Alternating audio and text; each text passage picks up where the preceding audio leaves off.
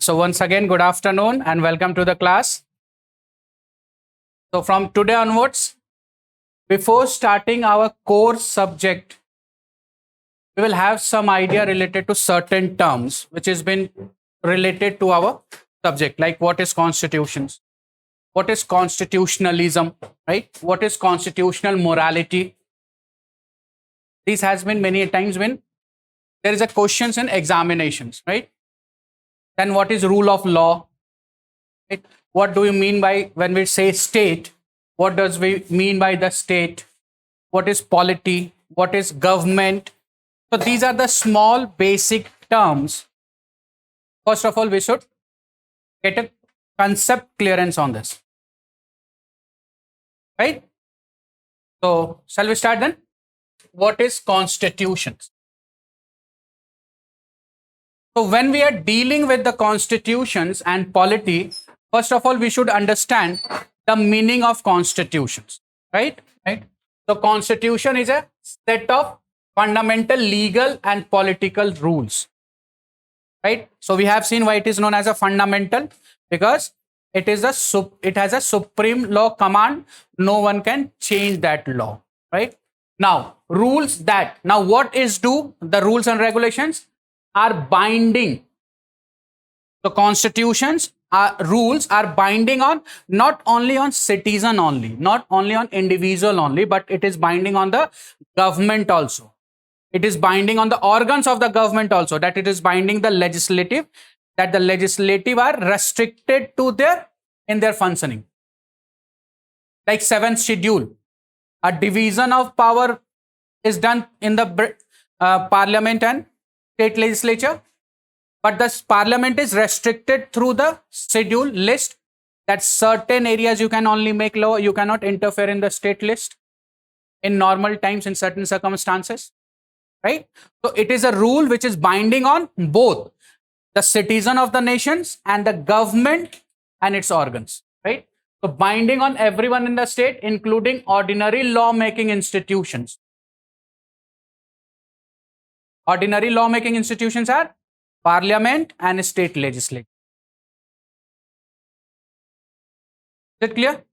Next, concerns the structure and operations of institutions of the government. The Constitution of India or any nations is basically giving an idea about the institutions the government has or the country has. It has an institutional framework. What are its institutional frameworks? Like India follows a parliamentary form of government, democratic country, whereas America follows a presidential form of government. So what type of presidential form of government they follow? What are its institutions? Whether there is a clear-cut separations or not? Whether we are followed, whether we call as a true federal nation or not, that has been described in the Constitution. Are you getting my point? Yes or no? Right? It means that it is giving informations related to legislature, executive, judiciary.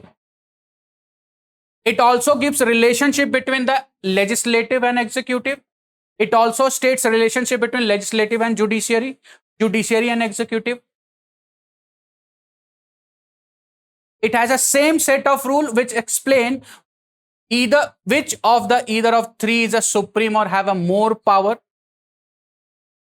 It is a document which itself explain the power which they are generating or getting from which sources, the source of power. Right? So, which document tell us the source of power? Constitutions. And what is the source of power to the constitutions? Legislature, executive, judiciaries has been deriving their power from constitutions. Right? But Constitution is deriving power from who? From the people of India. That's why the preamble has started with the we, the people of India. The constitution is clear, right? So it describes the structure of our government institutions, right? Parliamentary form of government, whether the parliament will be a bicameral or unicameral.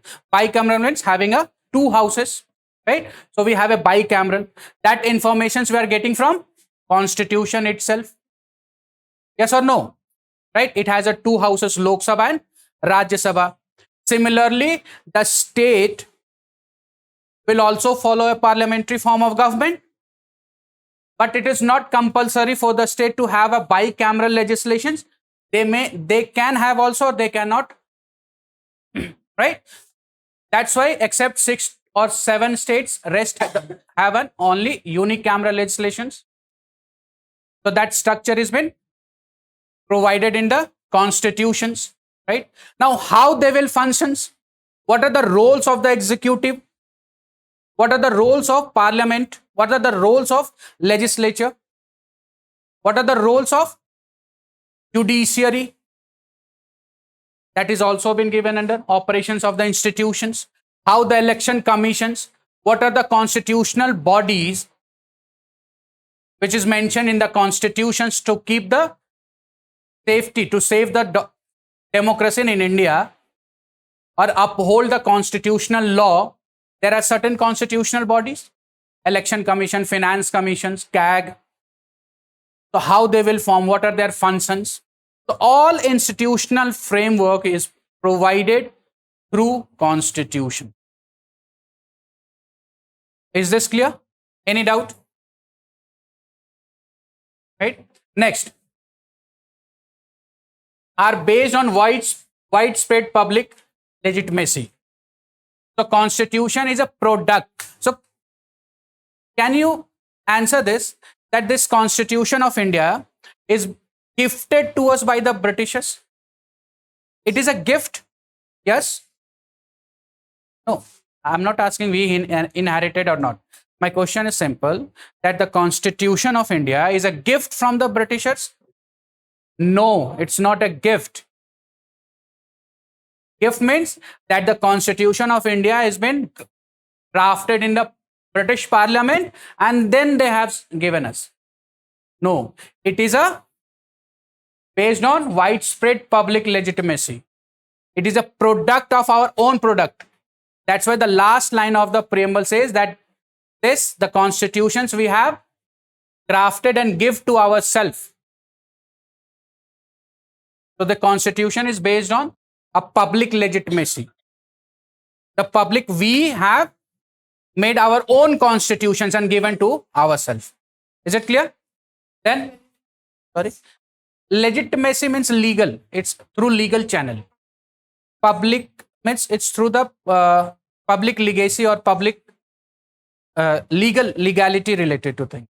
The public has drafted it. The representative of public has been sent to the Constituent Assembly and then the representative have drafted the constitution. Yeah? Are harder to change than ordinary laws. The constitution is being a rigid one. Ordinary law can be changed any number of times through the executive order also. Suppose any law which has been like farmers law is an ordinary law. Yes or no? Right? That farmers law is taken by the executive that, okay, now we are cancelling this law.